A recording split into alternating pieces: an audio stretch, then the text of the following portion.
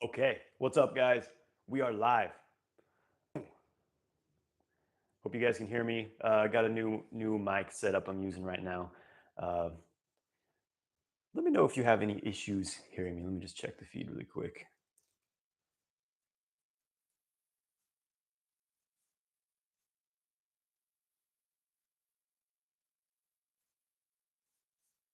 Okay, seems good. All right. Oh, a lot of updates, guys. A lot to share. Well, let's see. I'm a refugee right now. My hometown was absolutely destroyed last week in Hurricane Helene. I'll be sharing more about that. Also, going to be sharing about my last. I don't know what day it is. I spent 3 weeks traveling. Went to China. Had a little stop in Egypt. Lots of things to share on that. But of course, we're going to start with talking about the lower Dantian today, because this is an important topic in the world of energetic cultivation and energetic development, qigong, neigong, all this stuff. Sexual cultivation as well. It's an important foundation in training. So wow, it's been a month, guys. It's been a hell of a month. Whew, it's been crazy, but I'm here. I'm alive. Here we are. It's all good. Everything's all good. So let's get to the lower Dantian.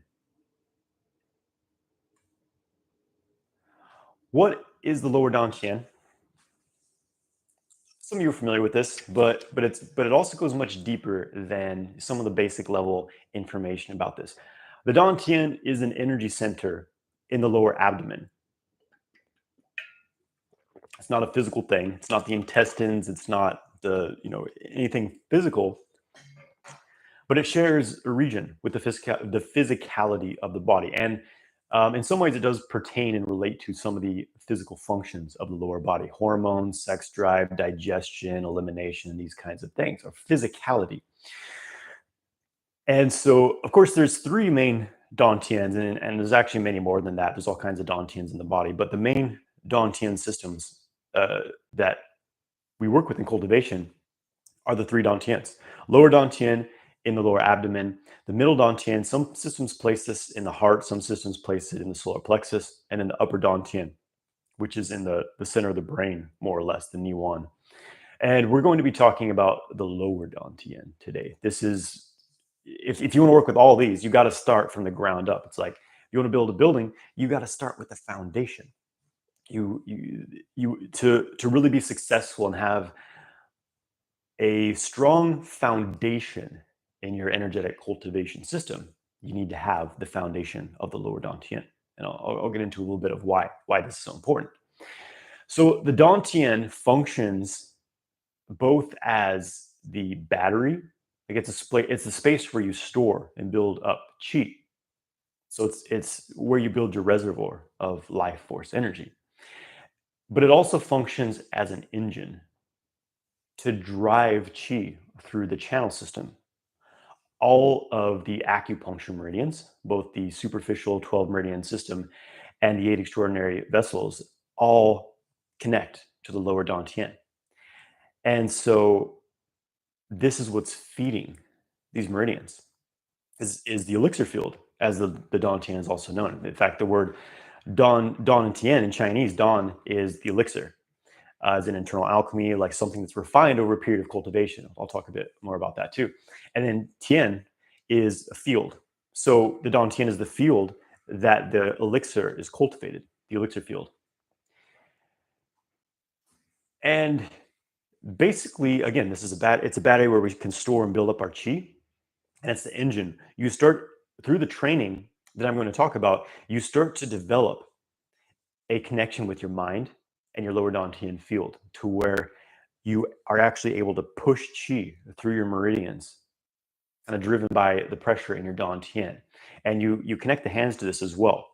But this is entirely different level of skill and cultivation than just like, okay, I imagine energy moving and it's moving. Like I feel a little weak buzzing in my fingers. Ooh, that's something that's there. But like the real Neigong, the real chi development goes light years beyond this, to where your Dantian, your mind becomes centered in this space.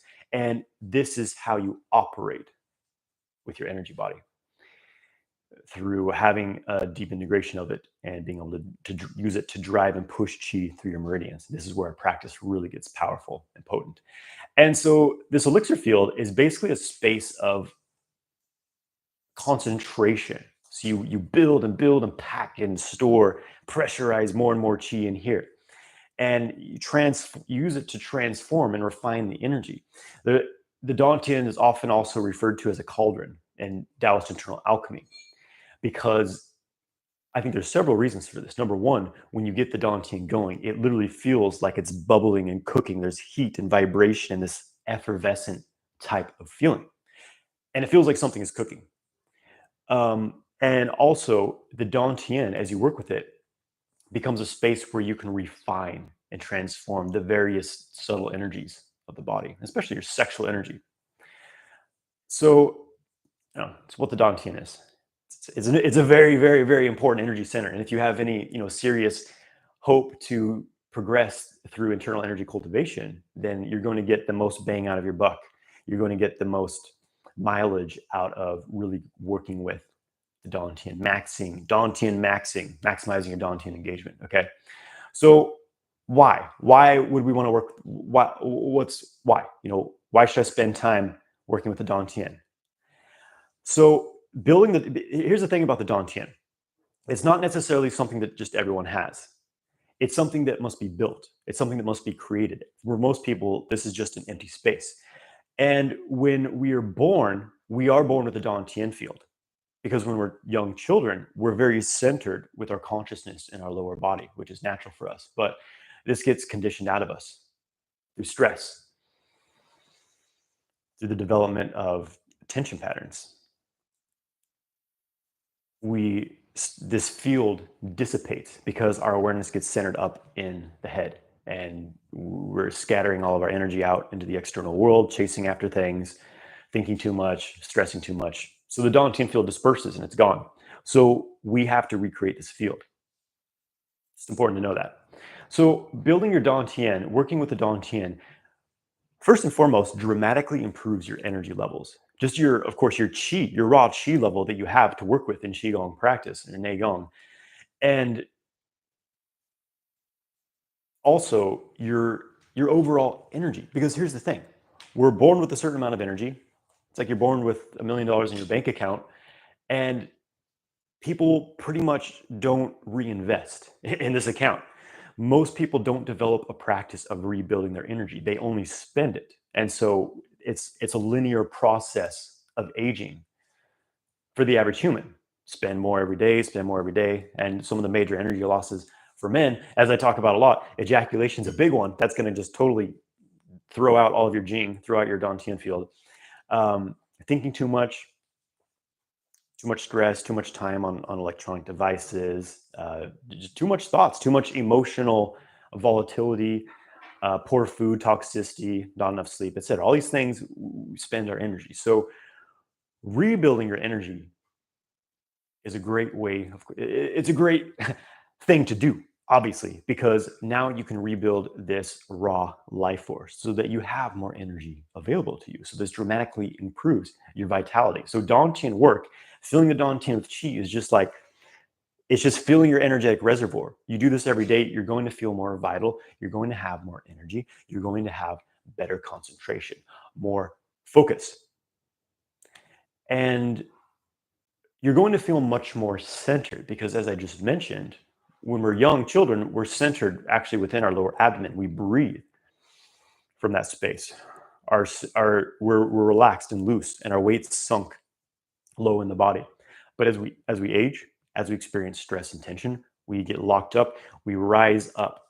Our tension keeps us locked up in the head, up in the shoulders, and we are out of our center. We are uncentered.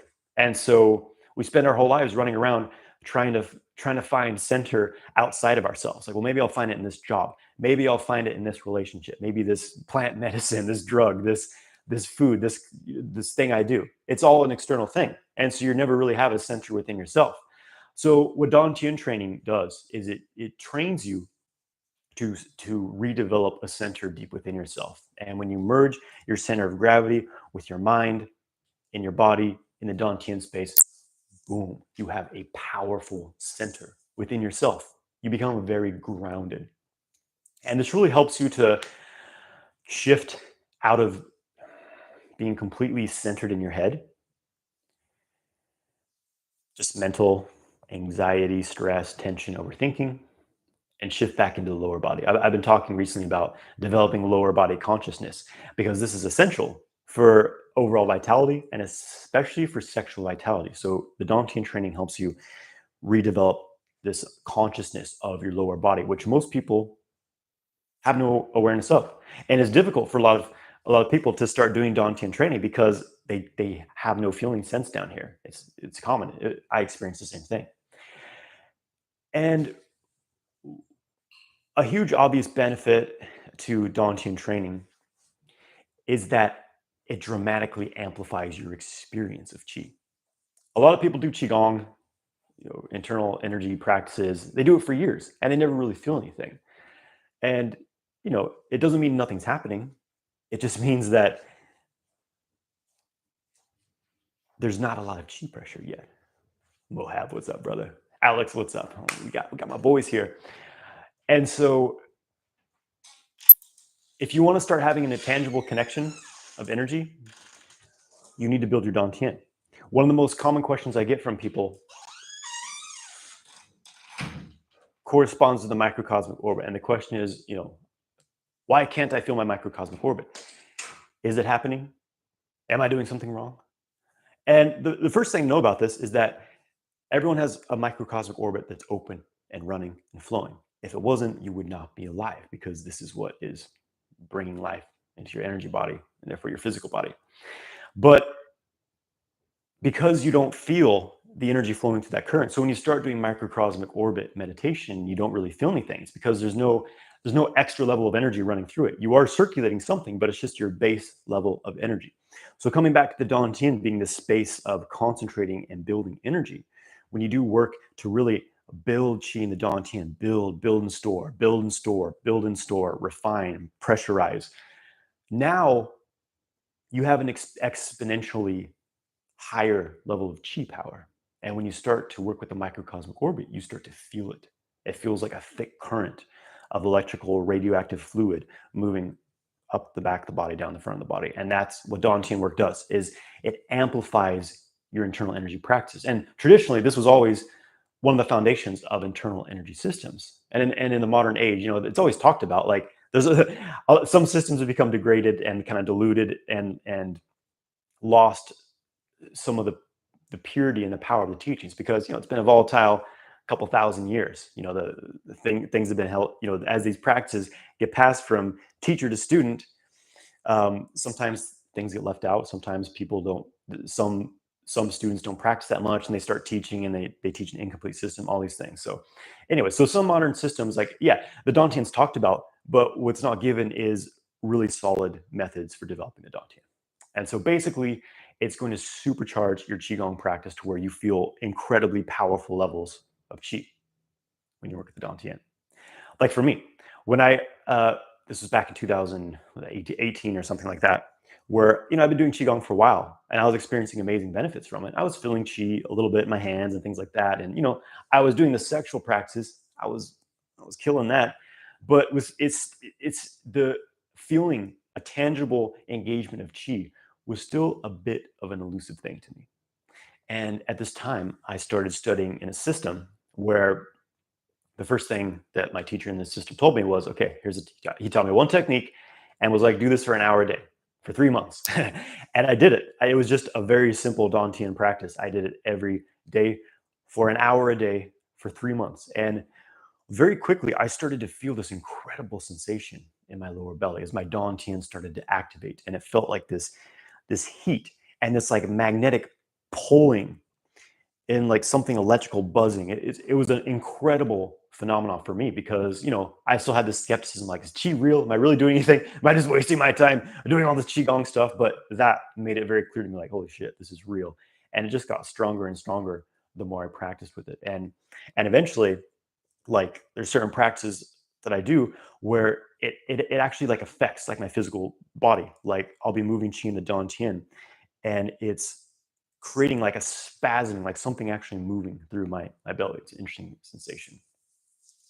So, hey, Bryce, what's up, my brother? Yeah, man. Hope you're doing all right. I'm not sure if you're still in Black Mountain, but I know that area got just absolutely hammered. So good to see you, bro. Good to see you're alive and well. Man, what a time. So, how to develop the Dantian? And it's basically the most important thing here is being able to center the mind within the body. And we do this through a combination of sitting methods and standing methods, Neigong, Qigong practices, because there's many levels to this. Shifting the center of your focus from your head down into the lower body, and also being able to align yourself with gravity, because again, our center has moved up high in the body from stress and tension. So there is this process of transforming the body so that our center is back within the lower Dantian. And this also requires quieting the mind. One of the greatest kind of, I don't know if secrets is the right word, but one of the greatest tips or principles I learned was that you can't really like force the mind. Like you'll often hear the instruction like, okay, just like put the mind in the Dantian, and I've said that before too. But it's one thing to do that from a space of mental tension and overactivity, and it's another thing to be able to just like allow the mind to sink down there on its own accord, which is much more in line with the principles of Taoist philosophy, of like Taoist practice, which is not forcing. Because when you force the mind down here, you're still up in your head with all this tension. And what happens is you do get chi engaging, but then because your center is still up in your head, the chi rushes back up into the head. And it creates more mental tension, more mental thought. So this is a challenge in your practice. So it's really important that you're able to really center your mind low in the body. And this also activates your parasympathetic nervous system. So this training is working with the Dantian is a very effective kind of remedy for a dysregulated nervous system, the excessive tension and stress that most humans are living with on a day-to-day basis. And so it's a combination of anchoring your breath low, like getting your breathing tapping low in the abdomen, centering the mind down here, quieting the mind. So basically everything sinks down. Your consciousness sinks down into the lower belly, and you connect your mind into the center of the Dantian, which to locate the center of your Dantian, you want to draw two lines inward. The first line is from a space just below the navel known as the Qi Hai. So I'm sticking my finger in my navel, and then with my other finger, I place two fingers under that. And then I bring my finger right here underneath that.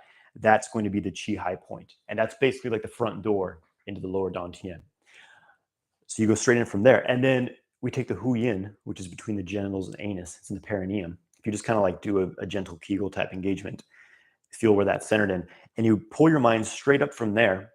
So straight in from Qi Hai, straight up from perineum, where these 2 points meet, these 2 lines you've drawn meet, use your mind to kind of like feel around that area.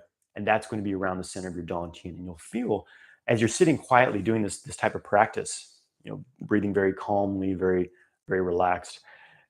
You put your mind into that area, allow your mind to absorb into that area, and you'll feel like a tugging or like a heat, a vibration. You'll feel some sign of a tangible sensation engagement, and you know that you've located the center of your lower Dantian. And basically, you just hold your mind in that space. You allow your mind to stay relaxed, your breath to stay low, and you simply hold your mind within the space, and it will start to build the magnetic field. And this brings me to the next point, where there's different phases of there's many different phases of lower Dantian training, but I would say in the most basic sense, the first is the creation of the yin field. You're creating this magnetic field within the space of the belly. So that's the yin phase. It's just this like container. You develop the magnetic field, because once you build that and stabilize it, then it naturally starts to pull your mind into it. It naturally starts to pull your awareness into it. And then once that field is built, it starts to pull qi into it, starts to pull yang qi into it. So the yin is like it's like the field, the container, the magnetic field. And yang qi is like an electricity that moves. And so you allow the yang qi to build in this container you've built, and now you can hold it. Because what's happening for most people If someone's asking, how do you compare this to Kundalini energy coming from the sacrum? Kundalini energy is very out of control, and it's just like this explosive bolt up the head, and most people cannot stabilize it. Most people become very imbalanced from Kundalini. And this is very different because you're working with this very grounded center in the body, and allows for a gentle, gradual awakening of your energy over time, instead of just, exploding you up into areas of consciousness you're not quite prepared for. And so, and another, my point I was making here is that a lot of systems only stress like activating your energy, but there's no actual way to really capture and hold. You don't really develop a container to really store and build that energy. So like every session, you're kind of starting from level one. Well, when you have a solid Dantian field, with every session, it's like you're adding another layer. There's the analogy of the pearl in Taoist internal practice and alchemy, because the pearl, I was just in China and we went to a pearl shop and they had these beautiful pearls. The pearl is created layer by layer, fine layer by fine layer. So every practice session is adding another layer on your chi, adding another layer, another layer. But after years of this, you have this potent, solid pearl of energy that you're working with.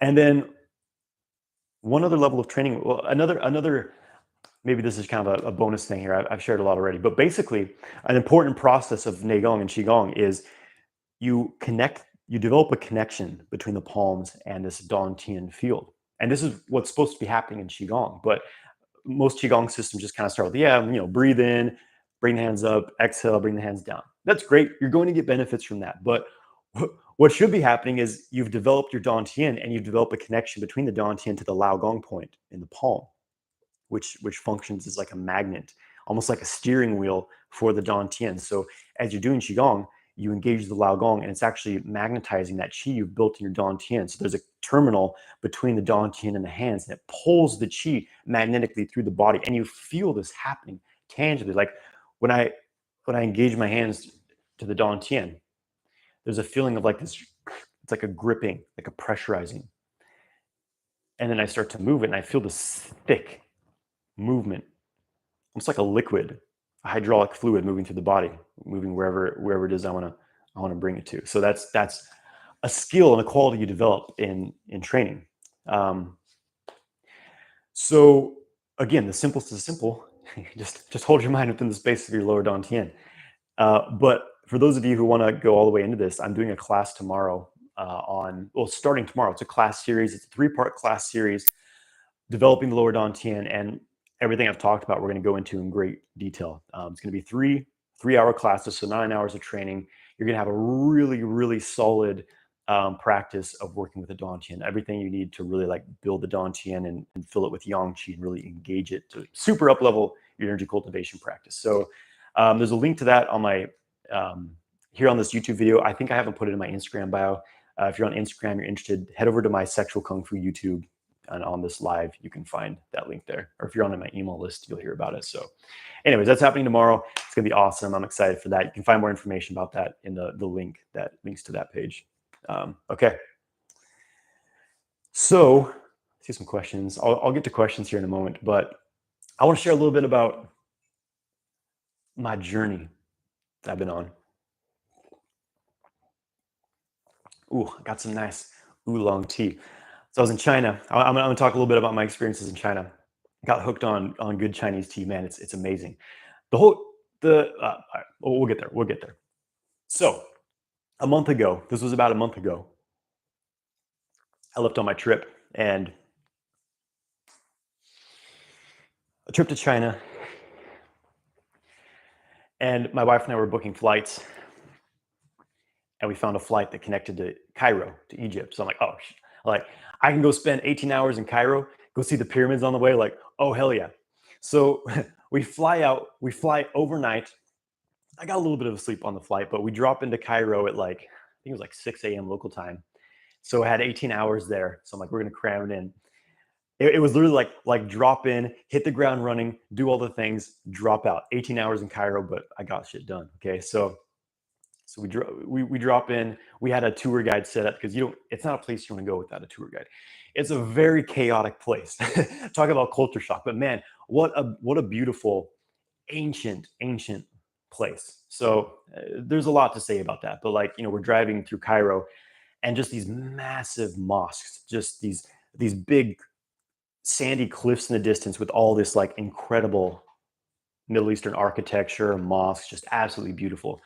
And as we're flying in on the plane, we see the Great Pyramid, the Giza complex and the pyramids, and it's just like this. It's the energy of the pyramids is just it's incredible. It's this otherworldly, surreal, just such a massive structure, such an ancient structure. And so we're driving to the pyramids, and like we get out of the city, and the pyramids appear. And it's just like, oh, like it's just crazy. It's crazy. You can I can you can feel the energy of them just looking at them. And we go to the Great Pyramid, and we go inside. So it's not a there's not a lot of space within it. It's really cramped. There's a lot of people coming and going. To get up to the king's chamber, you have to walk up this walkway, and it's not tall enough to stand up. So you're like hunched over. You're walking up this like 50-foot tunnel, and it's pretty claustrophobic. Some people don't make it all the way there. So you're climbing up. But I started to notice as I'm walking in the Great Pyramid that there's a sound like an engine, like this deep, like when there's like a you're in a building, there's like a big HVAC system.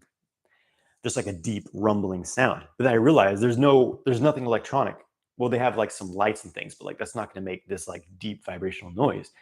And I realized that like the pyramid is creating this vibration, and it's audible. It's not like a subtle thing. It's like I can hear this thing just rumbling, and it's oscillating at a frequency like this. Whoa, whoa, whoa, whoa. It's crazy. Like this, I mean, we know the energy, the pyramid's an energy generator. And the story is that like, oh well, yeah, the pharaoh he wanted a tomb to be built in that would protect his body from the jackals and things. I'm like, I don't think that some dude was like, okay, like I want my body to be protected. I'm going to build this pyramid that's incredibly precise. Like this is what blew my mind about Egypt was this ancient architecture. The stonework is the most precise thing I've ever seen. Like I've never seen anything like it. Like modern architecture is amazing, but this was more precise. And this was at minimum 3,500 years ago, but there's a lot of evidence that it's way, way, way older than that. The thing is that, Islam is a dominant religion in that area. And a lot of the archaeologists don't want to go against the like kind of religion that says that, well, the world's 3,500 years old. So if we say the pyramids are older, it's invalidating our religion. So there's politics around it.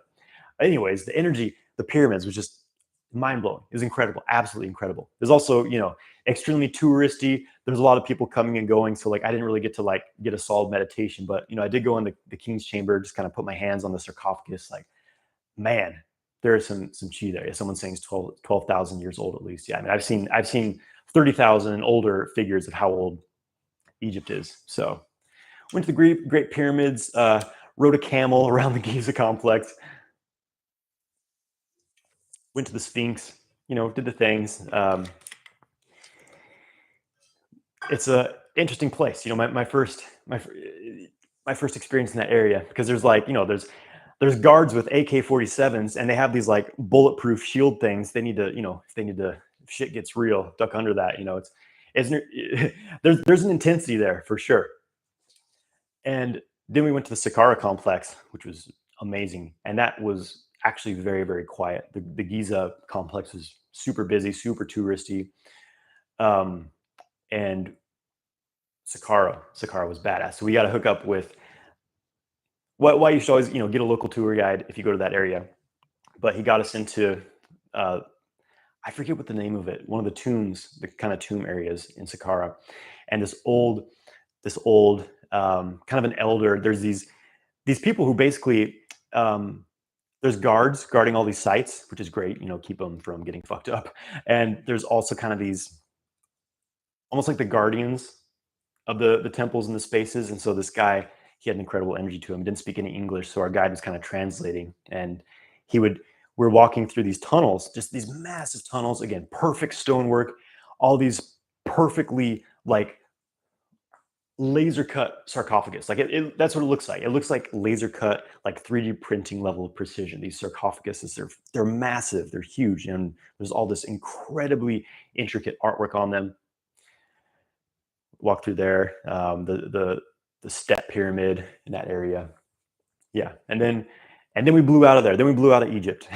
18 hours there, saw a lot, then blew out, and it was a lot of energy. And that day was just like, and we had another flight to Beijing from Egypt. So I was just like, you know, got a little sleep in, digesting the energy of Egypt. Then boom, we hit the ground in China. And so I was part of Michael Wynn, one of my teachers, his dream trip in China, which is a 2.5 week, the most intensive traveling I've ever done, just because it was like back to back to back things we were doing. We get up in the morning, get a quick breakfast, and boom, we're out for the day. We went to I think 18 different Taoist temples. We started in Beijing, went to the Temple of Heaven, and the first thing we do is we do like a group qigong practice. And there's this interesting thing of all of us, mostly white people from the West, and we're here in China doing qigong, and all the Chinese people are just like, it's a whole different culture. First of all, they're not, they're not. It's not super common to have foreigners around. Like, it's the majority of people in China are Chinese. It's not a very culture. Not that we're culturally. It's just so they will just openly film you. They'll want to come up to you and take selfies with you. Like, I'm in probably many different random Chinese people's social media accounts, just taking a selfie with them, and they're curious. They're curious about foreigners, and they're intrigued. And the Chinese people are amazing, absolutely amazing. I love the culture of China. It was nothing like I expected to be in some ways, because it's this communist kind of totalitarian government. But the interesting thing about that is it makes the place incredibly safe. Like, there's very little crime. Like, we're in Beijing, one of the biggest cities in the world, and I'm walking around at night feeling totally safe, because it is a very safe place. I guess that's the benefit of 1984 level of surveillance and police state, is that you can't really get away with anything, so there's not a lot of crime. So it was an interesting paradigm shift for sure. So anyways, we're in the Temple of Heaven, we're doing qigong, and everywhere we go, it would just gather a crowd of Chinese people just filming us, what are these guys doing? We're doing qigong. Where else did we go? The Great Wall of China. Oh yeah, this is where, so we're doing the primordial qigong form all over the place, to kind of, because it's a good feng shui form to gather the energy of an area. So we're at the Great Wall. Again, one of those places just incredible. Just the effort, the manpower that went into building the Great Wall, the architecture of it, just the energy of it. It follows ley lines, dragon lines, just the energy was incredible. And so we're doing primordial qigong, and then all of a sudden, this police officer or guard, whatever he was, comes running up to us. He's like, no, no, no, no. They're trying to stop us. And, my teacher's just no, he's like, don't listen to him. He's just one small guard. We're one dragon. We got this. I'm like, okay, we're going. And there's 35 of us in the group. Some people are kind of freaking out, because there's, gathering more and more police who are trying to stop us and threatening to I don't know. People are a little paranoid about getting arrested, but we're going through it. We're going through it. Our guide, who speaks Chinese, is trying to negotiate with them. Obviously, everything was fine, but it was an interesting thing of being hassled by Chinese police for doing qigong, and then we just keep going. And then we went to Chengdu, really cool place. We went to Mount Qing. There's a monastery, kind of temple monastery. We had to hike, hours up a mountain. This was the amazing thing about these hikes, is these ancient stone paths. There's so much manpower in China, so much labor that went into everything that was created. It's absolutely incredible. China's an incredible place. The Chinese Empire is incredible. It's amazing. The history, the things they accomplished. I love China. I love it. I love it. I could live there. I could. So all these paths up through, these crazy mountain paths where it's steep. There's drop offs and shit, and just this precise stonework that they do to create the paths up there. And there's all these temples. You go through this temple. There's incense burning. There's statues of Taoist and Buddhist kind of deities. Tons of Chinese people hiking up, checking out the temples. We went up to Lao Tzu's temple, which is up at the peak of Mount Qing. I think it was like, I don't remember the elevation, maybe 6,000, 7,000 feet. Absolutely beautiful. Did primordial Qigong up there. And the energy was just like this thick. This was one of the most amazing things about China for me, was the earth Qi there is so thick. It's so refined. It's absolutely delicious. Absolutely delicious. Like, realizing how unstable, I mean, there's a lot of subtlety to this, but like in here in America, there's kind of this underlying energy of anxiety. There's just this like, we've all been feeling it for a few years now, but it's only intensifying. But this was the first thing I noticed about China, was just like how settled it feels. There's this sense of safety and security, and just like it just feels like being home. It's absolutely incredible. The earth Qi there is thick and it's delicious, and I love it. I love it, guys. I miss it. I want to go back. Goddamn, I'm homesick for China. Where was I going with that? So we're doing primordial Qigong at this Lao Tzu temple, and at the end of it, like, there's this thick earth Qi just coming up, and like something above my crown opens up. But it's this interesting feeling of like, this mountain has this incredible celestial energy it's tapped into, but it's so grounded. It's so earthly. It's like you can just feel like what these Taoist guys are talking about, like heaven being on earth, where we're the later heaven, the earthly realm. It is a heaven realm, and I really, really concretely felt that there. And so spent 2 days at, what was the name of that? I forget the name of the temple that we stayed at. In Mount Qing, but we spent 2 days at this Taoist temple. It was badass. There was this 1,800-year-old ginkgo tree not too far from my room that I went out and did my Qigong underneath. Beautiful place, beautiful place. Then we hiked out of there. What was after that? I saw that, the terracotta warriors, the kind of touristy stuff. Got some nice Chinese silk sheets for my bed. Ooh, silk, baby. Holds the Qi. But then we went to Huashan. This was where shit got real. Mount Huashan is it's a powerful, powerful place.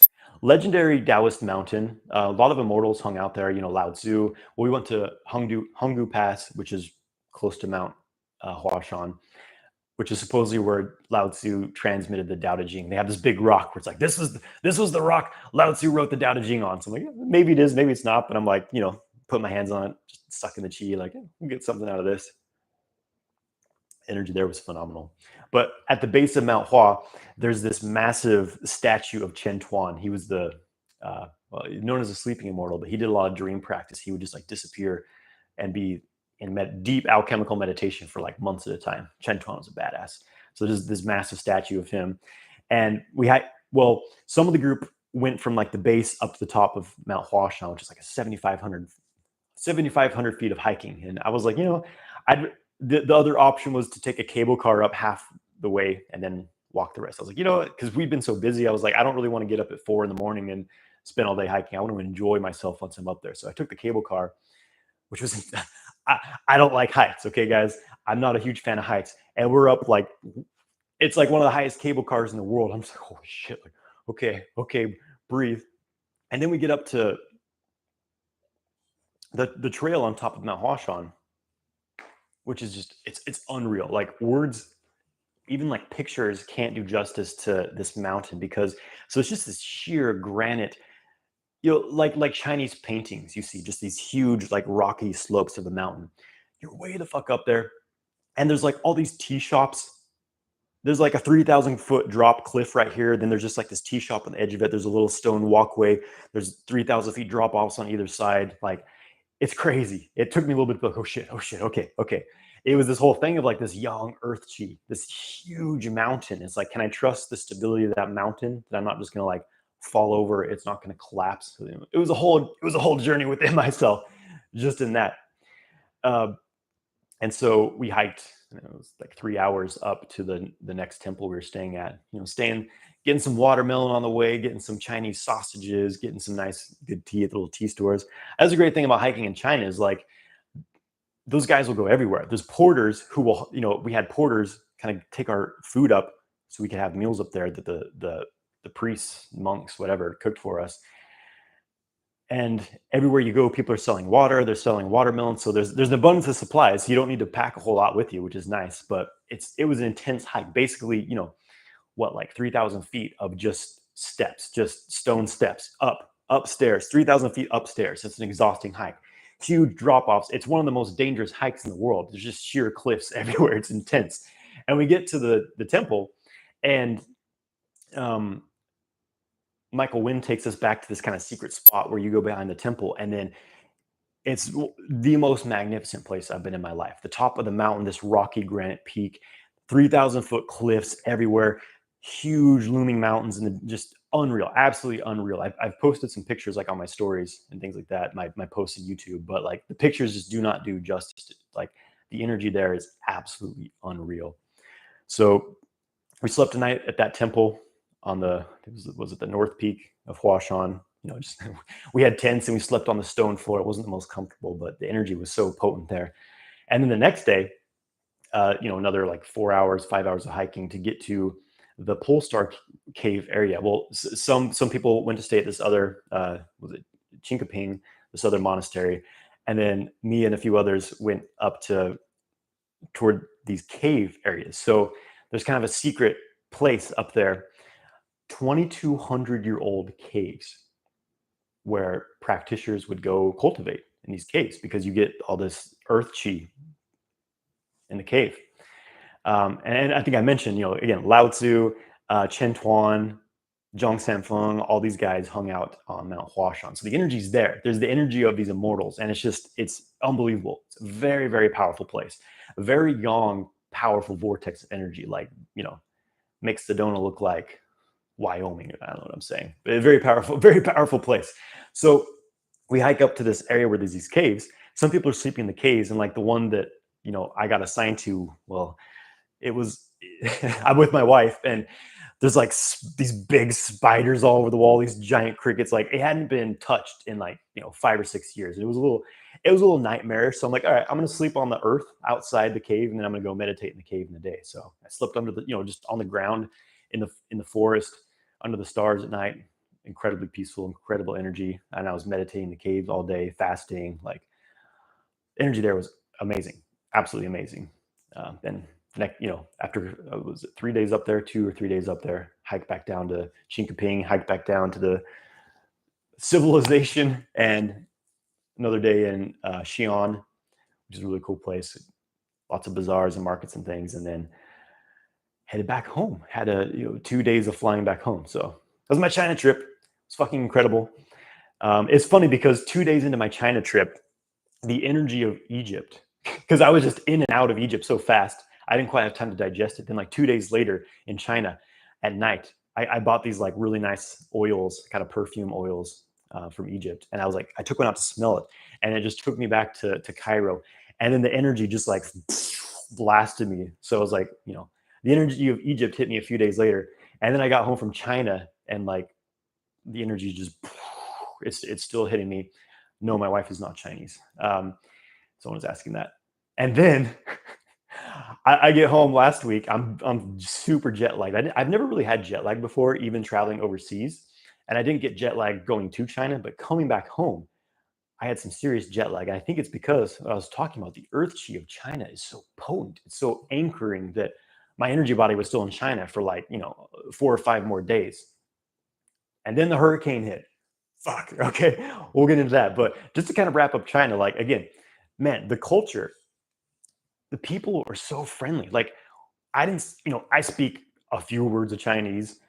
We had translator apps and things like that. We had, a tour guide translating, but, I didn't speak any Chinese, but like, and most Chinese don't speak any English. But there was like, you find ways to communicate, use hand signals, etc. But they were so friendly. They were so like heart-centered and welcoming. And it was an incredible experience. Like the Chinese people are amazing. China's amazing. It's a beautiful, beautiful place. And I want to go back. One more thing I'll share about China. There was one day, I think it was in Chengdu, where a few of us wanted to go get some lunch. And so we go to this this kind of, local place, and not really known to expect. Fortunately, my really, really awesome dude, Michael, who I met on that trip, he knows, he'd been studying some Mandarin, so he knew a little bit of Chinese, so he was able to like order food for us. And the guy at the restaurant, we're putting in our orders, whatever, and we're eating, and he comes out and he's holding this big fish, and it's alive. Like, you want me to cook this thing for you? We're like, no, we're good. And then like 10 minutes later, he brings out this other dish, and it's a fish, and we're like, damn, he cooked up that fish. It was a cultural experience for sure. And then got home from China. A few days in, we start hearing people say, oh, there's like a hurricane, could be some flooding. Like, oh yeah, there's some flood warning. Okay, watch out for that. And I've been in Asheville for a few years, and yeah, we get hurricane weather sometimes, and sometimes things flood. Usually it's like you're near like a river, a major water body. Like, yeah, some water is going to come up. Oh, maybe it's up into the streets. Like, ooh, big deal. So I'm not too worried.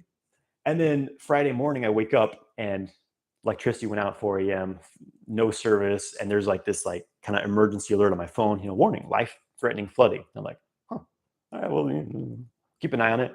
And it had been raining for like almost 2 days straight at this point. Like the rain just didn't stop. The rain just didn't stop, alternating between like, heavy rain and absolute torrential downpour for like 2 solid days.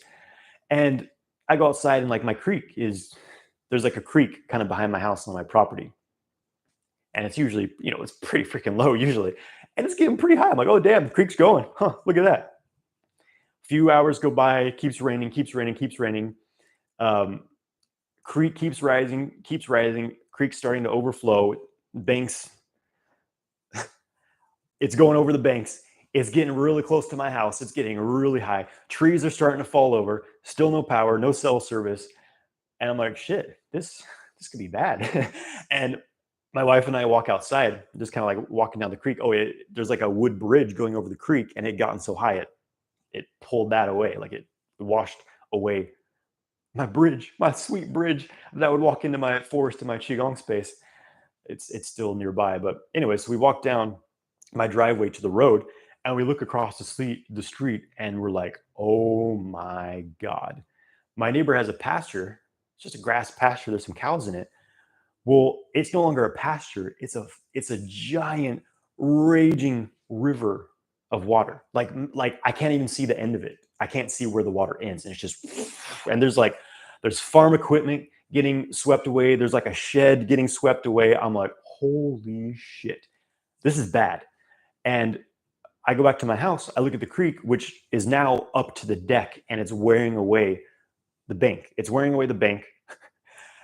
It's right up to the foundation of my house. And I'm like, if this keeps rising, like my house is going to fall in the creek. I'm like, we got to get ready to go. So we were ready to evacuate. I'm like, okay, if I needed to go, what am I going to take with me? There's like 5 things. And there was this moment of like, you know what? I'm okay. If my house gets destroyed, it's fine.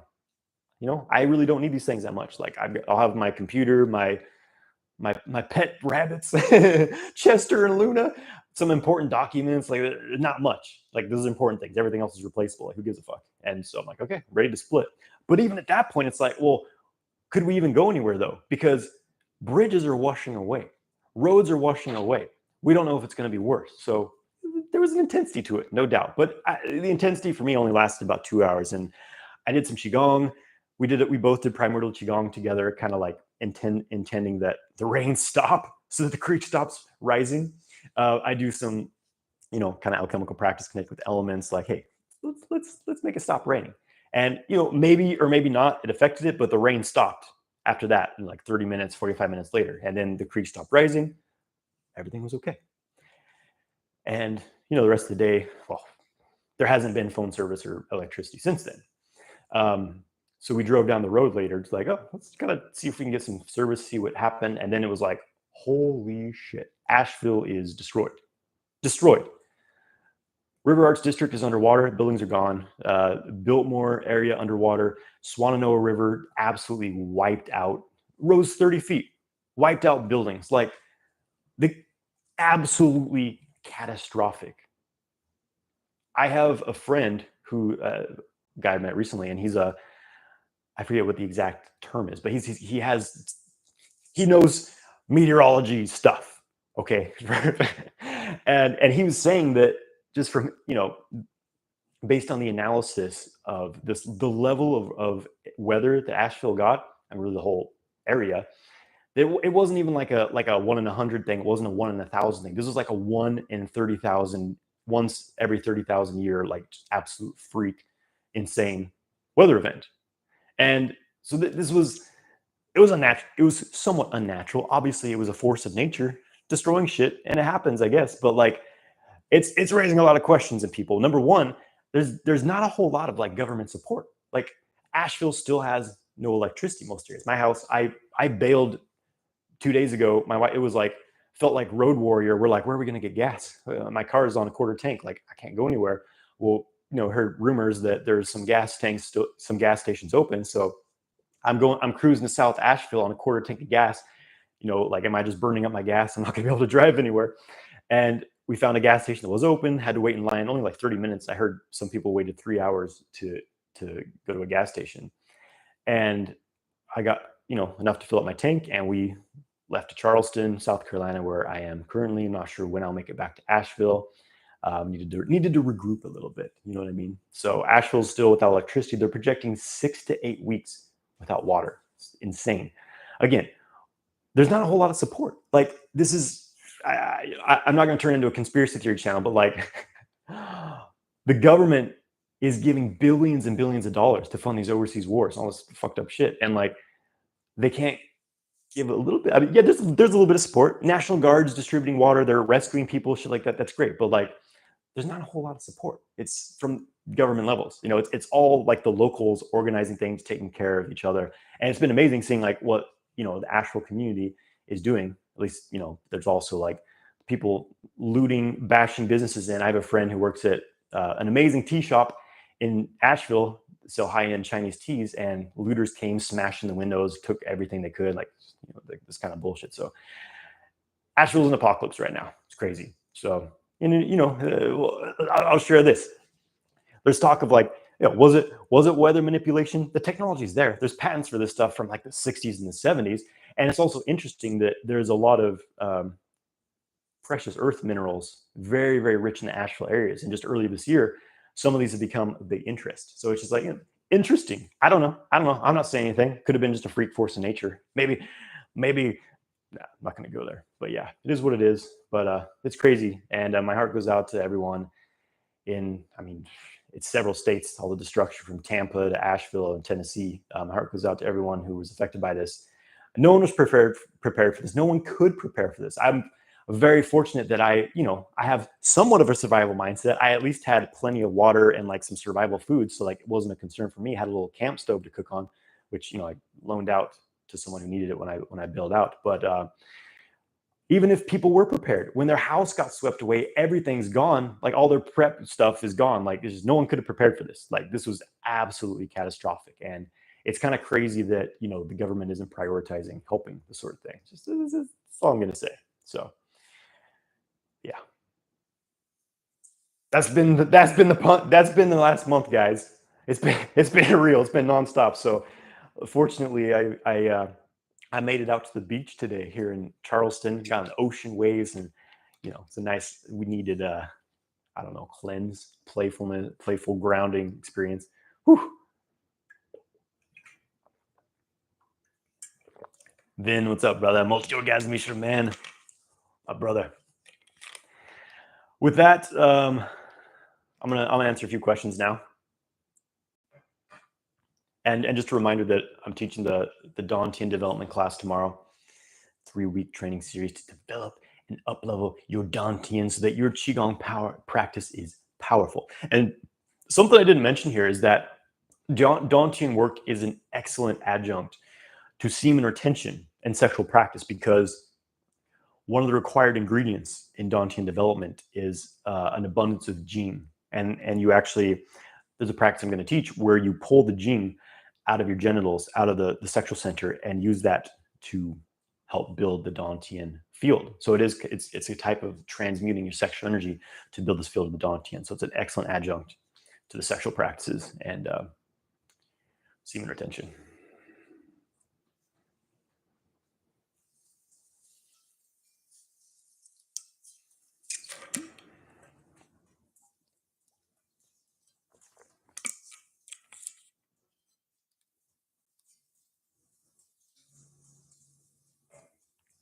Al Simmons Hellspawn is practicing authentic Pak-Mei Kung Fu from the lineage of Chong Lai Chun in New York, Canal Street, Manhattan. Learning Tao meditation. Awesome, brother. Sounds badass. I was in Manhattan. Uh, I had spent a night there before my flight to Cairo. It was like a month ago, and yeah, it was interesting, like being all these major cities, because I don't really I don't want to live in a major city personally. I live in kind of more rural type of areas, but it's fun to go visit, and it's just interesting being in some of the biggest cities in the world. Like I was in Manhattan, then Cairo, and then China. Beijing, Xi'an. I mean, all these cities in China are massive, and just the difference in kind of energy and vibe. Like Manhattan's it's a bit chaotic, it's a bit crowded. Almost everyone, you walk down the street, people are staring at their phones or they have earbuds in. Just everyone's kind of plugged into this digital matrix. Cairo, Cairo is very chaotic. Everyone's trying to sell you, touristy people. Everyone's trying to sell you things.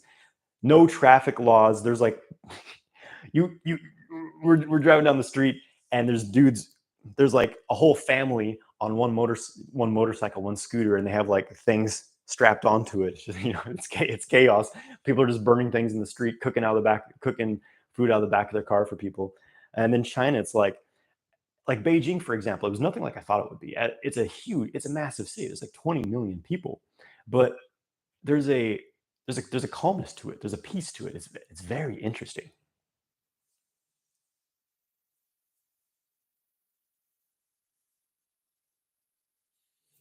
Dingo Smith says, talk more about the feeling of the channels opening and how uncomfortable and powerful the movements can become. Yeah, I mean, when your channels open, it depends. There's many different. Yeah, it depends what methods you're working with what techniques. Like there's breathwork practices. They're kind of like Kriya breathwork practices where you're just doing like really intense type of breathing, yoga, tantric breathwork, and that can start to open your channels. But it's a very different experience than like doing Neigong, which is like very actually like yin stillness, but using the mind to affect the Dantian and pressurize the channel system. So these kind of like a fire and water approach bring very, very different experiences. But some things you will experience. It could be, yeah, like you said, it can be uncomfortable when a channel is opening because when there's a lot of blockage, um, it's like a water slamming against rocks, and you may get like spasms or involuntary movements. You can get like sharp pains, intense emotional memories coming up, things like that. And you kind of got to get through it, or sometimes it's not. Sometimes it's very blissful. Like when you're doing, I'm doing my Qigong practice, pressurizing the Dantian, moving it through the channels. It can be very orgasmic feeling, just like this wave of thick hydraulic electrical chi moving through, and it just feels like whoomp. It's like, oh yeah, it'll feel different, but sometimes it's painful, sometimes it's pleasurable. That's life, baby.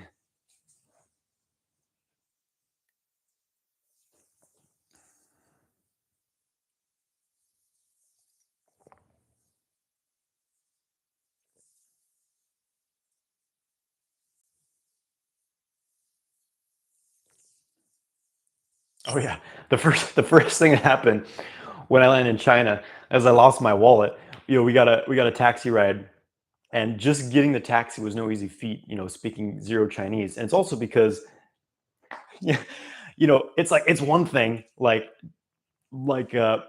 how different languages are. Like if I was in a Hispanic country where they speak Spanish, it's not so difficult. It's not. It's like there's still enough like similarity, and at least you can like read their dial, their written words. You can like read an address, but English versus Chinese, it's a different planet. You know what I mean? Like so we're trying to get a taxi. I'm at the Beijing airport, and like I'm sure because my address in English I have for the hotel, it's not going to mean anything in Chinese. So I'm trying to remember what happened. I have this address, and I just kind of point to the cab driver, and like he starts yelling to this other lady, and they're yelling back and forth. It's kind of how they communicate. It just sounds like an argument.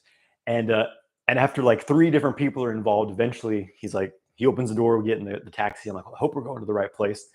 And we get there, and then then I go to pay, and they use this app called Alipay for everything. And just like you scan your barcode, even on top of Huashan Mountain. I'm using Alipay to pay for things digitally. Didn't even need cash there. I guess that's the benefit of a totalitarian communist country is they have cell service absolutely everywhere because there's cameras everywhere, everywhere. We're out on these trails in the mountain. There's cameras. It's like you can't get away with anything in China. It's interesting, but again, it makes things very safe. It's you trade again freedom for security. That's the age old question, isn't it? So yeah, I lost my wallet first day in China, but it was okay. I had other cards and things, so it's all good. So my driver's license is in a taxi cab somewhere in China. Tim Dietrich says, "Are you planning to do some retreats again?" Yes. Nothing in paper right now, but it's probably next year is going to be when I do a lot more things in person. I know I want to do a lot of in person stuff this year. It's been kind of a whirlwind of a year. I'm not going to lie, but I will get some things put together because I know that's what it's really about. And missing doing the in person stuff with you guys. So it's always good to meet you guys to go deep into the stuff together. What's up, Corny Chup? Yeah, brother.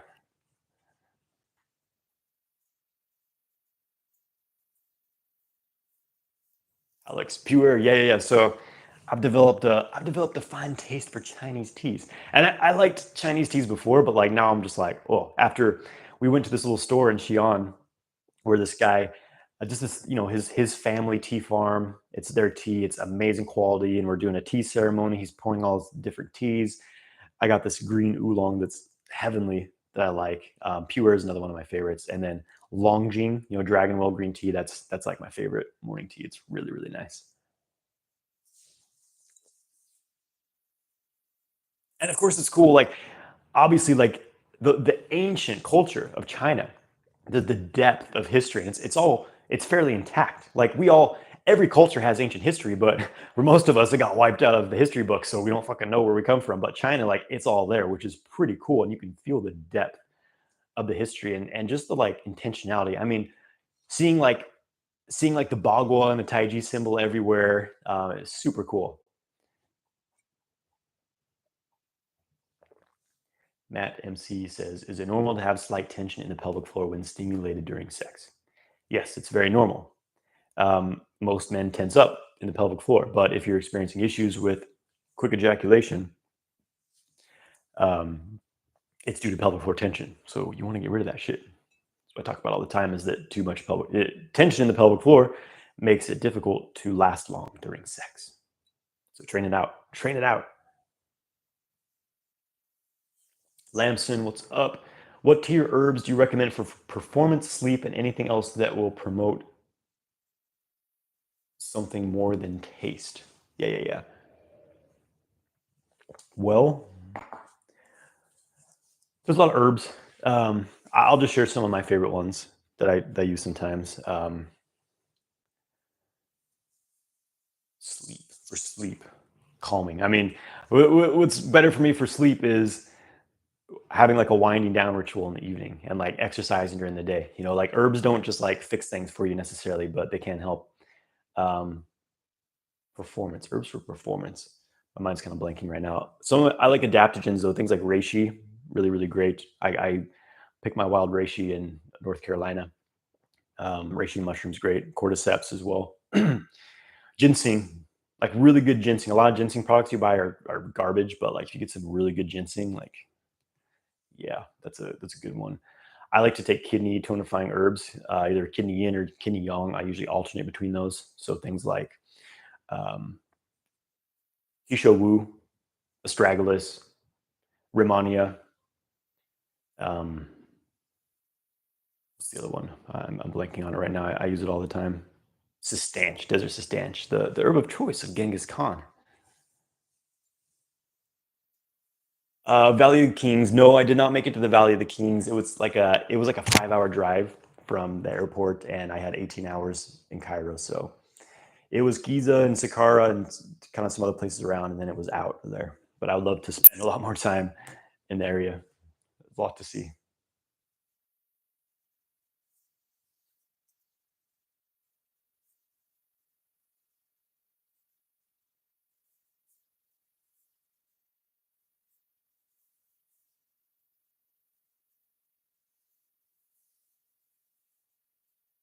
Marios Dimitrios is saying, been watching your content for 5 months, been doing semen retention for 4 months. What do you recommend for Kundalini syndrome? Glad to hear you're on the program, doing the practice. That's awesome. Kundalini syndrome is just too much yang energy, overstimulation of the sympathetic nervous system, not enough parasympathetic, not enough descending grounding energy. So focusing on grounding. That's it. Calming breathing practices, not like intense, not like stimulating breath work, but like just check out I made a YouTube video called it's like a guided nervous system balancing breathing or something like that. Guided 20-minute nervous system practice, something like that. That's an amazing practice for this specifically. Also, grounding exercises. Yan Zhuang Qigong is one of the best for this. Just a standing Qigong. Look up my standing meditation Qigong video. That will be very helpful. Also, my foot breathing video. I forget what I titled it. I'm kind of in another. I'm in another space right now. My memory is a little bit hazy, but I think it's a foot breathing video. That's one of the number one grounding practices. So all those will help with Kundalini syndrome, which is just too much. It's just too much rising energy. It's just too much stimulation, sympathetic. That's all it is.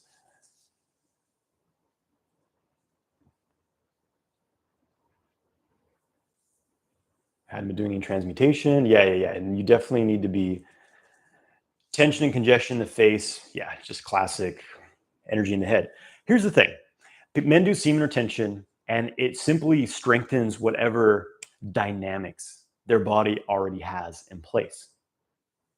And this can be good, but for people, it seems like in the modern era, for a lot of men, it's a problem because most people underlying operating system is one of tension. It's one of a tension stress response. And so you do semen retention, your nervous system gets more charged up, sympathetic gets more charged up, and your tension responses get strengthened by doing semen retention. So this is why I'm not just like, yeah, semen retention, that's it. No, it's just a part of the cultivation system. And the actual more important, equally important aspects are regulating your mind, your body, cultivating your energy. So Qigong, breath work, meditation, all these things are essential, really, really important if you're going to do semen retention. Otherwise, you're going to fuck yourself up.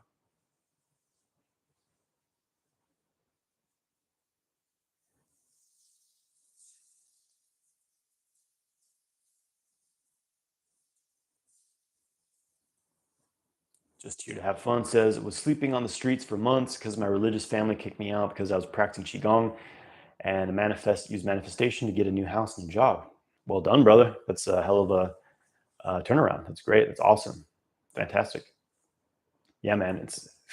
I have a friend, a good friend of mine who, he grew up in a very religious family and was I hope he doesn't mind me sharing. I'm not going to say who he is, but I hope he doesn't mind me sharing this, but yeah, very deep into religion. And then he, got out of it and got into Taoist practice, and his wife divorced him, and his family was like, this guy's doing devil work, and tried to take his kid away. Just crazy shit. It's like, whew. Yeah. It's like, yeah, God is all love, but if you don't follow our way, we're going to just, we're going to cut everything. We're going to hate you, even though I'm not going to go there. I'm not going to go there. Except I went there. Yeah. There's hypocrisy everywhere. People are just, people are afraid of what's different sometimes, And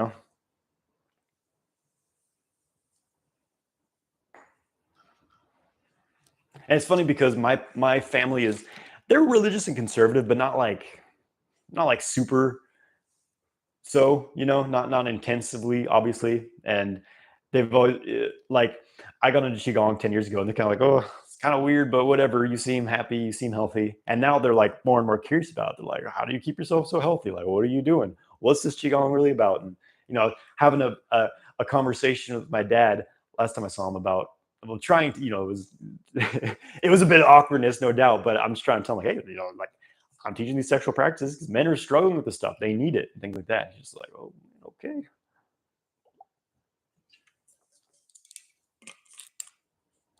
My dad's a great man, though. It's funny.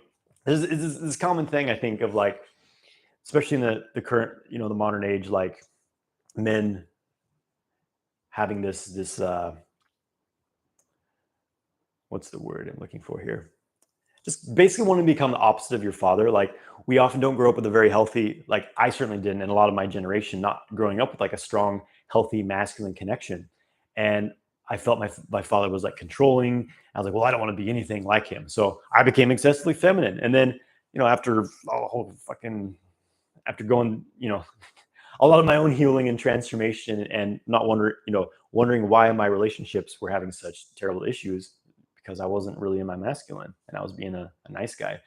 And then, coming back to like working on my masculinity made me realize, like, damn, like my father was a very strong masculine provider. He had great values. He supported, 6 kids. I have 5 brothers and sisters, 6 kids. My dad was, he was farming. Like, we didn't have a lot of money all the time. Like, my dad was a fucking man, So like, I appreciate my father. Just feel like saying that.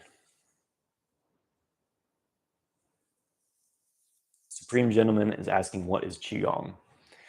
Qigong is an exercise for seniors who are too old to exercise. No, Qigong it's practices cultivating Qi, life force, bioelectricity.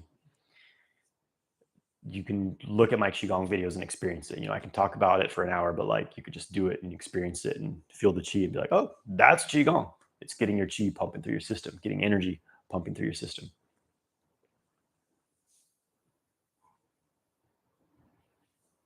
Star Enlightenment says you should travel the major chakras of the earth: Mount Shasta, Mount Kailash, Fuji, Cape Town. Yeah, man. I've been to some of the so-called earth chakras.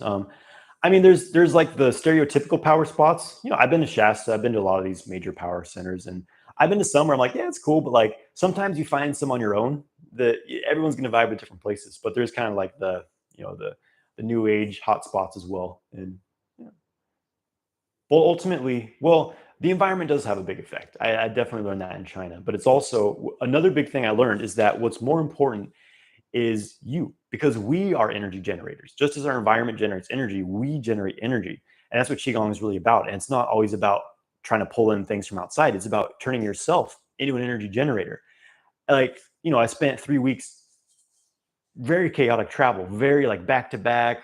Whoa, there's a lot of movement, a lot of busyness. I'm doing my practice on trains, planes, automobiles, buses, on the floor of a hotel room. And some people on the trip were struggling with kind of the chaos of the schedule and the physicality of trekking up the fucking treacherous mountain of Huashan. And I stayed pretty centered, because well, that's what my practice trained me to do. And especially last week, my hometown becoming destroyed by a hurricane, and no power, no water, nothing for a while. And still had it, like, it wasn't even like it wasn't like the most chaotic thing I've been through. And I'm fortunate that my house is intact. Like, some people were absolutely devastated, but it was a pretty crazy event, and it could be very intense. And it was, to me, it didn't feel as intense of other things I've been through. So it's like, okay, I developed a good level of centering within myself, and that's, you become your own energy generator through Qigong. And it doesn't matter what's happening out here; it's about what's happening in here. Oh.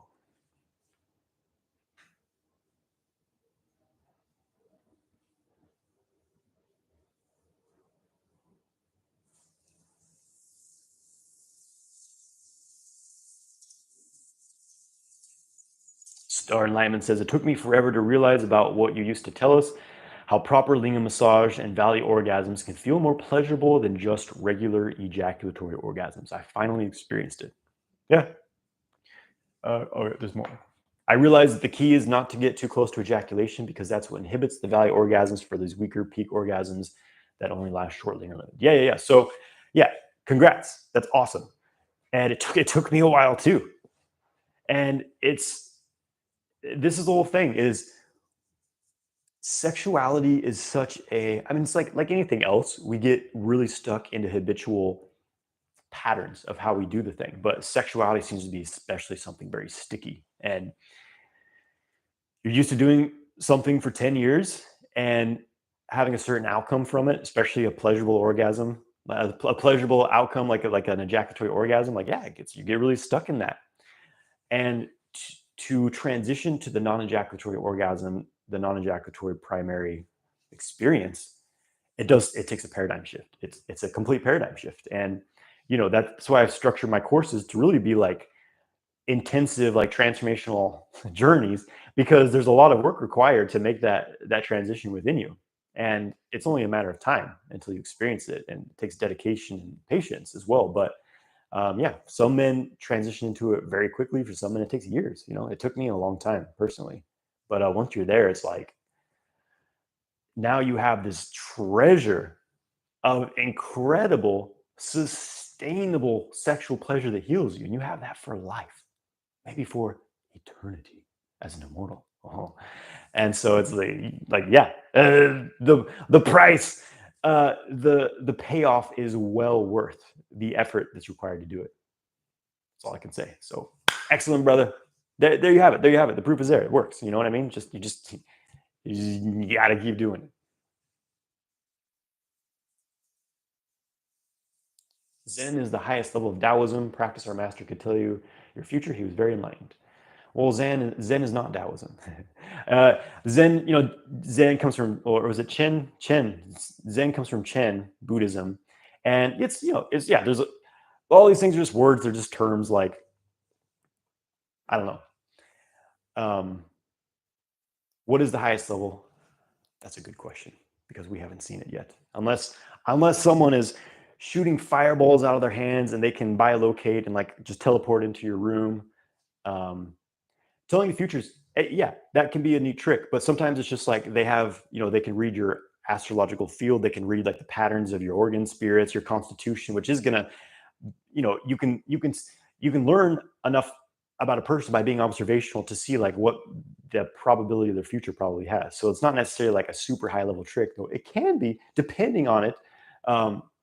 Yeah, but to me, it's like the highest level is like, again, like if you could just like disappear into thin air, I'm talking the real like crazy city type stuff. Like to me, like that's anything less than that is not the highest level of achievement. So like let's aim high. You know what I'm saying?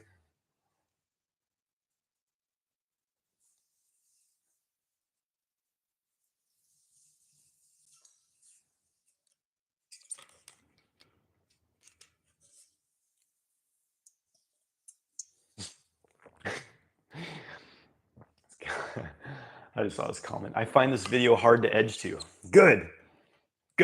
Let it slow down your intense arousal response.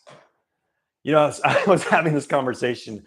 Was it with my wife? I was talking to someone about this. I'm like, in all likelihood, it's kind of because I have this YouTube channel and my social media, and like it's kind of like, well, first, okay, I guess this is an expression of gratitude of like I started this thing 7 years ago, and slowly built it up. Like I've rarely gone a week without posting a video on here.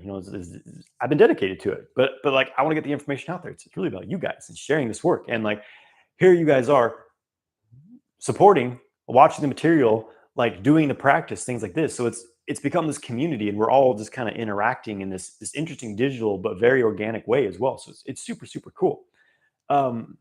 But where I was going with this is that like, like literally 24/7 people are watching videos of me, like, and I'm like, I think I was telling my wife, I was like, it's probably likely that someone's jerking off to me right now. There's going to be someone out there who's doing that. You know what I mean? So it's just, anyways, do with that. So don't worry though. I've got strong energetic boundaries to keep me well protected from any messes.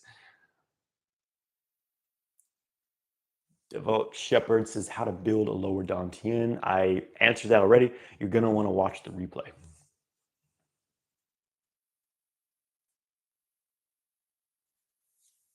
Okay, Marios Dimitrios says, thank you for answering my question. Because of nasal congestion due to weather and allergies, can I use your techniques while mouth breathing? You certainly can, but if you have nasal congestion due to allergies and weather, a few things. Neti pot. Very important. Also, look up Buteyko breathing. B-U-T-E-Y-K-O. B-U-T-E-Y-K-O. Buteyko breathing. It's a technique where basically you slow your breath. It's like breathing in and out of your nose, You slow your breath down, make it more gentle so that you feel like you want to breathe more than you are. Just there's like a little bit of an urge for more breath, but you maintain, not like super force, but just enough you can sustain that. And it's gonna cause your body to release more nitric oxide. It'll open up your sinuses more. There's look up exercises to open up your sinuses. It's not that difficult. There's also a type of internal work. There's like sinus ballooning. I know it's a little weird, but it's a body therapy where people I was getting some Rolfing, kind of tissue release. Was this last year? And one of the things that they did was they like they gloved up their hand, lubed up their finger, and stuck it up my nose and did some intranasal release. And it was incredible. Like it really opened up my sinuses. So there's other options because it is important to be able to breathe through the nose if you can.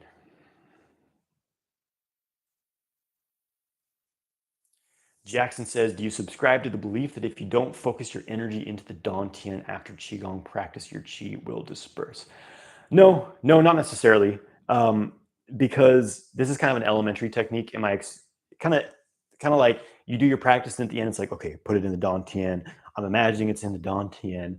That can help kind of store some energy there. But what happens is as you're developing your energy body, as you're developing in Neigong and Qigong, you're turning your body into a capacitor. You're turning your body into a magnet. As you build the yin field, a yin field is a magnetic field and it holds chi in it. So this is the thing, is you're building the quality so that your body naturally stores chi. That's what happens when you have a Dantian.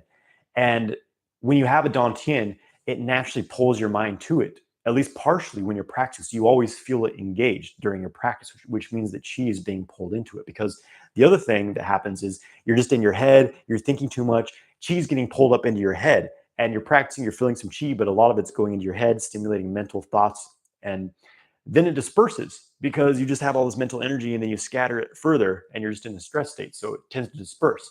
But again, when you have the underlying principles, because your body transforms and develops, and all these things come online throughout the process of Neigong and Qigong, if you're doing it properly. So basically, again, throughout your entire practice, the magnetism that's developed from having a well-built energy body, this energetic bodybuilding, it naturally pulls the chi into it and stores it. It may go into the bone marrow, into the channels, the Dantian, whatever. It's storing it within there. So it's not just like kind of this kindergarten thing of, okay, you do your Qigong and then, okay, spiral it 9 times in the Dantian one way, 6 times the other way, and that stores your chi. If you don't do that, it's gone. It's not quite as simple as that. It's a little more subtle and complex from my experience.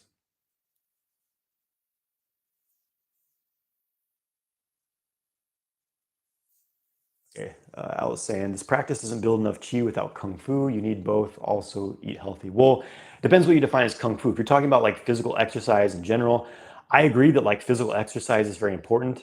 I do various types of kung fu. I've been doing hard martial arts, like taekwondo and some other things, but also like tai chi, bagua shingi, internal martial arts. I mean, it depends what your goals are though. Like you don't really like people who are getting old. Hard kung fu, like just punches and kicks, hard using muscular stuff, like it's not really like it's giving you a good workout, but like it's super hard on your joints. Like in my taekwondo school, like everyone who's older is just jacked up. Like they're wearing knee braces. They're obviously like their joints are deteriorating. So like a lot of the external kung fu stuff is not very good for your longevity. So I don't agree that you need that to build chi, because chi is not built by like muscular effort or even necessarily by like vigorous physical exercise. I mean, there is kind of a subtle balance there, like of creating chi pressure, like creating physical pressure in the legs, creating this heat and kind of like piezoelectric effect so that the body generates chi. But I don't personally believe, or from my experience feel, that like hard intensive physical exercise is necessary for chi development. I think it's beneficial for other reasons, but I personally don't feel that it's necessary for chi development.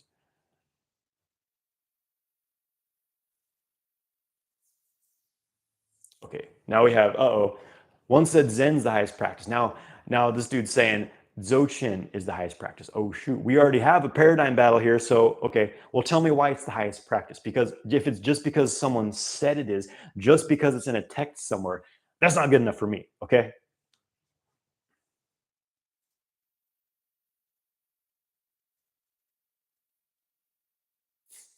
I like this quote though.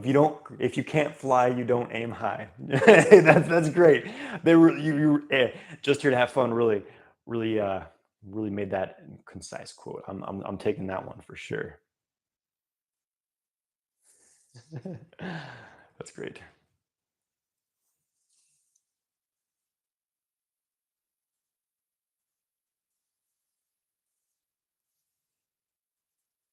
Okay, Sifu did astral projection, could throw his chi into things.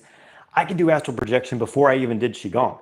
That's not necessarily well. It's a certain type of skill, but it's different than like you don't necessarily need to build chi to do that. And yeah, it's cool. It's cool. Like yeah, it's great. That's a great skill. I've seen other people do this kind of stuff, but it's not the highest level. That's kind of what I'm saying here. Like I think it's super cool, but like don't.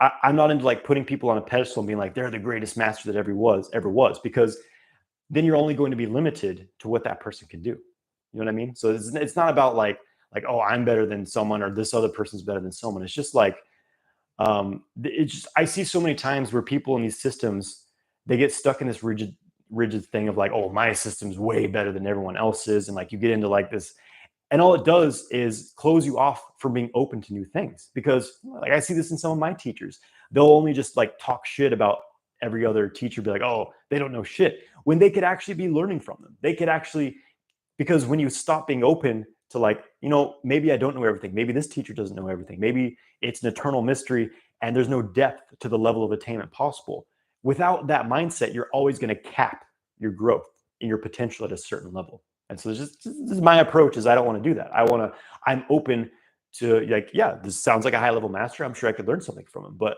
there's probably more that there's more than that to be learned as well you know what I'm saying. Okay, Vin is asking how to find the links for the Dantian classes I mentioned earlier. I will put them on my Instagram bio. It should be on there by now. I'm going to put them on there as this is over. So after I end the live, check back to my Instagram bio and I'll put the link on there. I forgot to do it.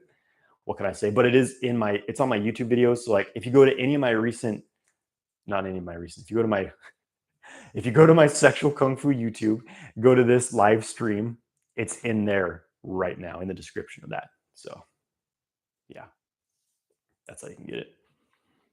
If you make it all the way through and get it, then like props to you, because I fucked up. What can I say? It's not a user error for sure.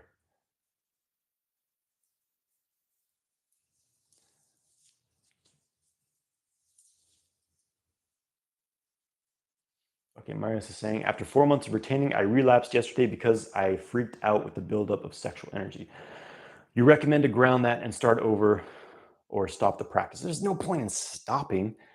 Like 4 months of retaining and then ejaculating isn't a fail. This. All right, this is a common mindset where it's like one ejaculation is equal to 1,000 ejaculations. Like if you ejaculate once, you failed, and you might as well give up. It's stupid. It's ridiculous because you don't lose everything in one ejaculation. If you did, you'd be dead right now. You would have ejaculated, then you would have dried up, like rolled over and been fucking dead. And like be like, well, Mario shouldn't ejaculate. I told you, but it's not the case, is it? You're still alive. You're quite well, it seems. So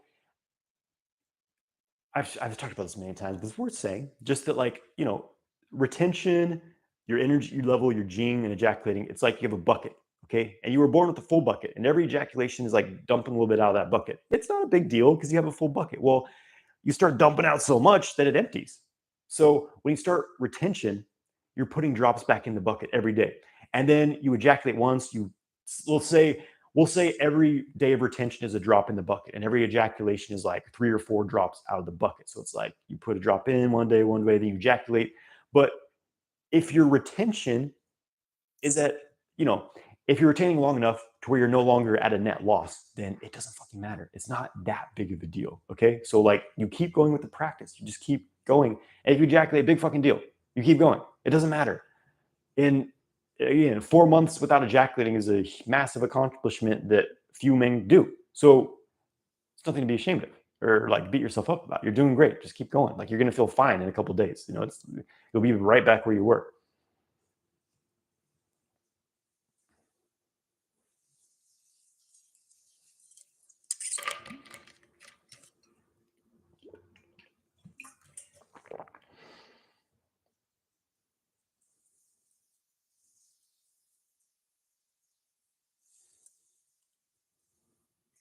Okay, well, here's another interesting question. Waiting for a Miracle says, when I first started semen retention, the benefits were amazing, and I couldn't wait to see how I would grow. I've now been on semen retention for a long time, but the benefits seem to have gone away. I don't feel the same masculine energy and confidence. Okay, uh, not waking. Okay, not even waking up with morning wood. To be fair, I haven't been doing many qigong practices. I've been lazy, and I'm edging a bit to Instagram girls too. Okay. So basically, you're doing semen retention, and then all of a sudden, you're not getting the same benefits you were. Semen retention, it's an interesting subject. Obviously, it's important. Obviously, it's something I'm passionate about, but like I think it's greatly distorted and exaggerated. There's been a rise of these like semen retention people on YouTube and social media because it's become a trending term. Like, some people are talking about just get attention, like legitimately. And most people talking about it, it's like they're new to it or they're doing it like maybe a few years at best. You know what I mean? And so the thing is that yeah, there's some truth to like like the semen retention superpowers. But what's happening here, the fact of the matter is that the average man in this modern world is so depleted that they don't know what normal is. Their baseline is one of severe depletion, not just like a little depleted, severe depletion, like hormonal levels of a 70-year-old. What used to be a 70-year-old is now a normal 20-year-old man. So that we need that context to put things in perspective. So what's happening when you're practicing retention is you're actually going back into a state of normality. You're supposed to feel good. You're supposed to have clarity and high energy and confidence. You're supposed to feel good being a human being. But the problem is there's so much stress and tension, unhealthy diet, toxicity in your diet, conditioning, porn addiction, excessive ejaculation that you're severely depleted. So being normal feels like having superpower, having these crazy benefits. And what happens is once you get used to the benefits, the heightened energy, then that just actually becomes normal again. And after the initial kind of novelty of it wears off, you realize that, oh, well, there's other factors too. Like if I'm, again, spending a lot of time on social media, jerking off to pictures of girls, that's going to throw your brain chemistry and your focus and your mind off a little bit. So there's a lot of factors. It's definitely not a case of like the longer you go without ejaculating, the better everything gets. It's not true at all. Like initially, yes, because you're recovering from depletion, but eventually, this is why I've been talking about cyclical retention, where you can actually go too long without ejaculating, and it's not necessarily the case for you, but for some people, after a while, the Taoist text talked about this, where there's actually a sweet spot where between retaining and then eventually ejaculating a certain time period, because that actually keeps your hormone system at its highest. If you go too long without ejaculating, the hormonal system, the endocrine system, uh, it starts to atrophy a little bit. And this is when you stop having morning woods, you lose your sex drive, you get a lot of like tension, stagnance in the prostate, the pelvic floor. So it's a balance, I would say. And like for some men, that's going to be like once a month or longer. You find your own time period. So there's many different layers to this. It's not a black and white thing of like you do retention, you should feel amazing. If not, there's something fucking wrong with you. It's not true at all. Like, yeah, you're gonna. It's an important piece in rebuilding your system, but it's not everything. There's way more factors to look into than just are you ejaculating or not. Okay, there's nothing wrong with you.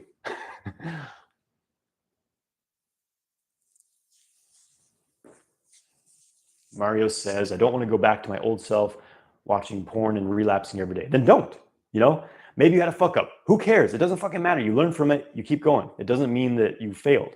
Like, don't let a step back.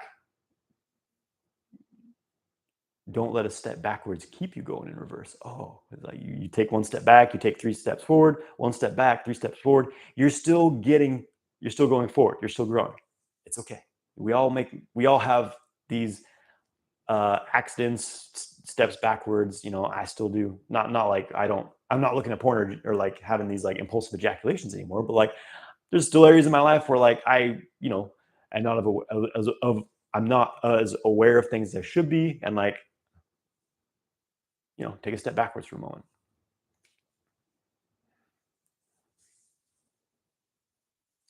Centauro is asking, what do you think about the dudes that teach sexual kung fu totally naked?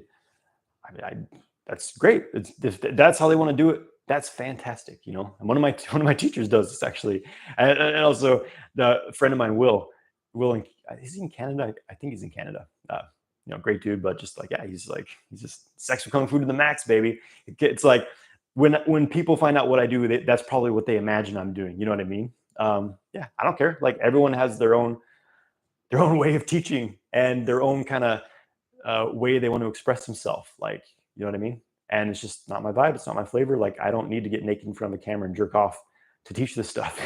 It's just, you know, I like to keep it classy personally. You know, like to me, sexuality is it's a private thing. It's not something that I want the whole world to see. It's an intimate thing for me. And yeah, I have zero desire to be naked in front of the camera. So, you know, and if someone else does, it's fantastic. That's how they want to do it.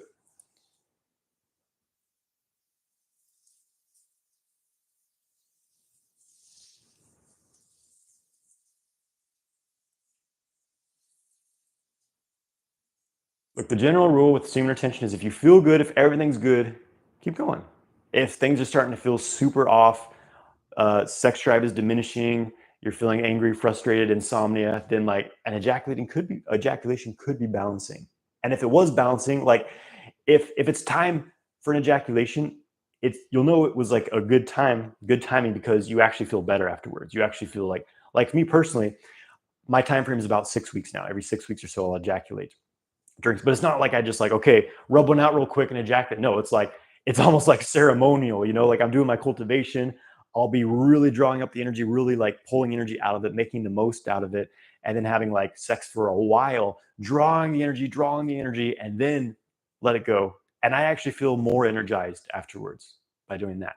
And that's how I know that it's all good. It's all good. You know what I mean? Like it's not something to be incredibly obsessive over. You know what I mean? Like it's kind of the funny thing with semen retention is because people get into it, like there's often the underlying desire of like self-improvement, you know, blah, blah, blah. But like it just turns into this another like mental neurosis, like just this over obsessed, over exaggerated, like, oh my God, I ejaculated once a month ago and that must be like why my life completely went. It's just like it's another guilt trip and it's ridiculous. It's ridiculous. It's yeah, harmony, balance, relax. There's more to life than just, you know, obsessing about are you ejaculating or not. And when you're focusing more on like the overall cultivation of it, you're doing qigong, you're building your energy, you're like you have a productive life, you like have things bigger than yourself, you're putting your energy into. You don't have time to like sit around feeling guilty and weird about things because you're putting your energy into things. And like simultaneously, it's naturally going to make it more likely for you to have a harmonious sexual experience because you're no longer like just kind of stuck in your life and needing an impulsive fix. And with that, I will leave you guys. Thanks everyone for joining. Yeah. Once again, the Dantian class is starting tomorrow. It's a 3-week class series. It's going to be very powerful. Building the lower Dantian. There's a link in my YouTube. The link in this YouTube video. I'm going to put a link right now in my Instagram bio, the Dantian class. So, oh, Mark Marios is asking, what course do I recommend to get on in order to release properly, similar to me? Drawing any energy, then release. So a good starting point is my male sexual mastery course. That's kind of like all the foundations of sexual kung fu. And then, you know, depending how you feel about that, if you want to go deeper, I would recommend the Multi-Orgasmic Man course, which is going to be opening up here pretty soon. And it's going to be 3.0, baby. New version of Multi-Orgasmic Man coming. Even more powerful, even more in-depth. Yes. So that'll be a journey. Okay, Alfonso, how often should you self-cultivate?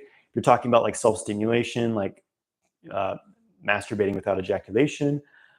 It's up to you. You could do it every day. You know, I would do it every day when I was really serious about training because I was using it as a training tool. But I think like, you know, 3 or 4 times a week is a solid amount. Give your body time to integrate between, and also, you know, get the benefit of the training and the stimulation, your endocrine system, all the rejuvenative effects of arousal and sexual energy. All right. Love you guys. Take care out there, and I will see you next time. May the chi be with you.